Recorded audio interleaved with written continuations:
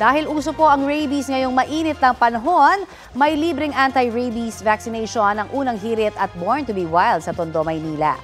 Maaga nga pong pumila ang ilang fur parents para mabakunahan ang kanilang mga alagang pusa at aso kontra rabies. Naroon din ang Department of Health sa pagbabakuna. Ayon sa DOH, mapanganib at nakamamatay ang makagat ng hayop na may rabies. Naipapasa po ito sa pamamagitan ng kagat, dila o kaya'y kalmot ng hayop. Kaya mabuti nang maiwasan ito agad sa pamamagitan po ng pagpapaturok ng anti-rabies sa mga alagang hayop. Sa oras na makagat ng aso o pusang may rabies, hugasan po ang sugat at magpabakuna ng anti-rabies. Magtungo rin po sa pinakamalapit na health center o ospital kahit walang nararamdamang sintomas. Kapuso, para sa mga maiinit na balita, mag-subscribe sa GMA Integrated News sa YouTube.